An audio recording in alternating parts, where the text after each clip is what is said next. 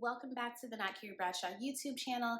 In this video, I'm playing catch up on season 1 of House of the Dragon. We are on episode 7, banging them out so that we can catch up and talk about the current season that has premiered on HBO Max. So let's jump right into the most awkward funeral that anyone has ever been to.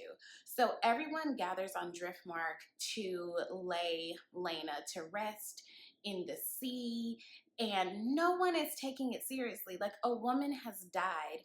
Damon is laughing through the eulogy by the Uncle Valor, who is making it very clear he don't see it for Rhaenyra or her kids or these people, okay? He talking about Valerian blood running thick and shouldn't be thinned. Sir, a woman has died. Let's focus, okay? Like, why would Damon laugh like that? Sir, your wife dead. Like, what is wrong with you? He's such a little ass. So, Sir Lionel and Harwin of How Strong are dead. Their funeral is the same day. But of course, to keep up appearances, poorly, I might add, Rhaenyra and her kids can't go to mourn their loss. And her son is like, I don't want to be here. I don't even know these people like that, but my daddy did. Like, why we can't go with them? And Rhaenyra is like, well, they're not our kin. And girl, I don't care who tell it. So Otto, meanwhile, has slid back in as Hand of the King since Sir Lionel Strong is dead. And it's just, you know, by design, obviously. Laenor is not handling the loss of his sister well. He is drunk. He is in the ocean. And Corlys tells his lover, like, go get him, okay? Go handle your boo. He's making a scene. This is not how this should be handled. But, like, give him a break. His sister died. He feels responsible, like he should have done more to save her or to be there to support her. And why isn't Damon being there for these kids? It's very strange behavior. And the Viserys goes to Damon and he's like, you can come home if you want to come home. I too have lost a wife. You got kids to look out for. Like, let me help you out. You can come on home. And of course, Damon is too proud because Damon is a little ass. So Rhaenys tells Corlys that his ambition and pursuit of legacy, that's about him. Don't act like you're doing all of these things and trying to make these moves out of some sort of devotion to my right to a legacy that I accepted I wasn't going to have a long time ago. And Rhaenys is like, look, I want to make Baela the heir to Driftmark instead of their illegitimate grandchild, basically. And it's like, give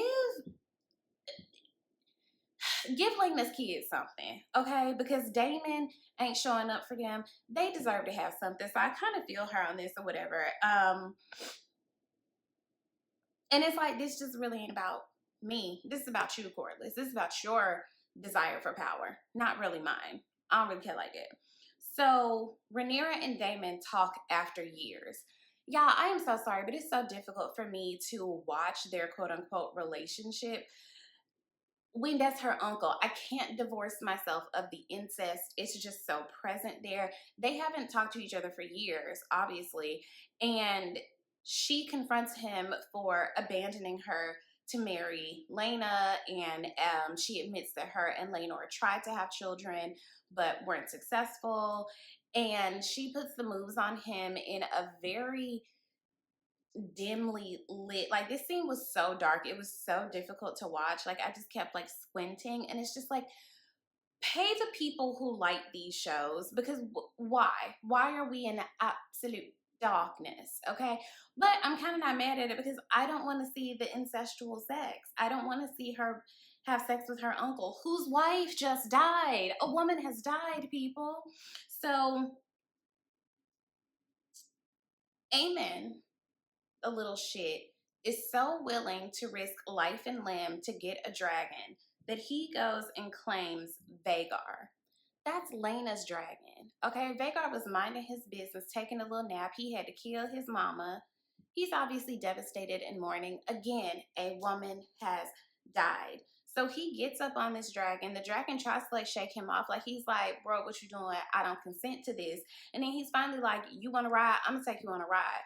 So Baela and Rhaena Lena's children that have been left behind are looking on like, who is on our mama's dragon? Like, what's going on? Mind you, Raina still hasn't claimed a dragon of her own, or a dragon hasn't claimed her. So this is like a violation on several levels. So he comes back very proud of himself, and the kids are like, what you doing? Like, that wasn't yours to take. And Amen, he's so smug. He's like, well, your mama dead. So if you wanted it, you should have went for it. So a fight ensues between the kids. And I'm so blowed that like they jumped him but still lost.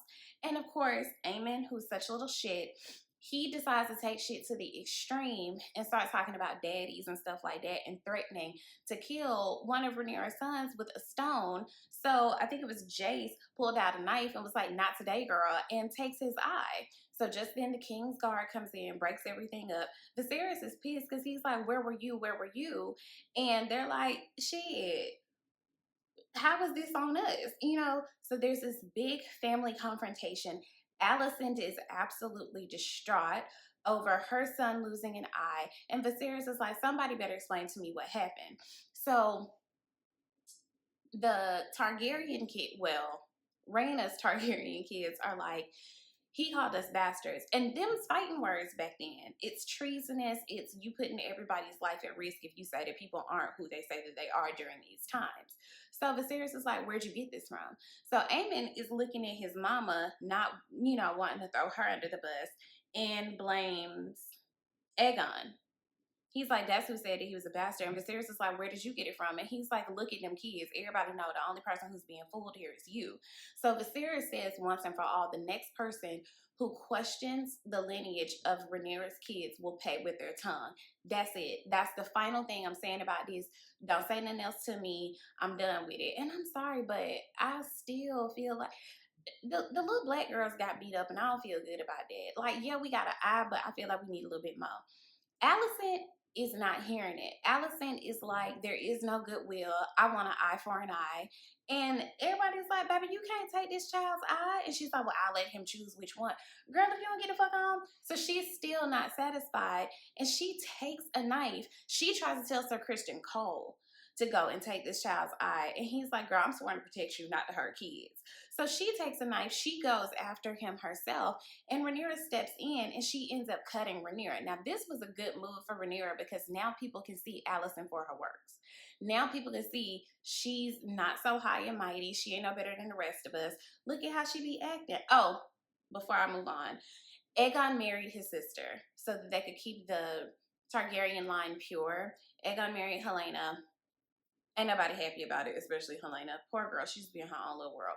So now people can see that Alicent is a little piece of shit. And Alicent also blamed Aegon, like, as the older brother, which I think is interesting. But this really comes down to the actual beef between Alicent and Rhaenyra, and Alicent still being mad at Rhaenyra and thinking that she's better than her. So Aemon says, it was a fair exchange. I lost an eye, but I gained a dragon, so don't even warn me. It's cool. We ain't even gonna worry about it. And he just walks off as if like a mic drop. Like, you're an evil little troll. You evil, evil little child.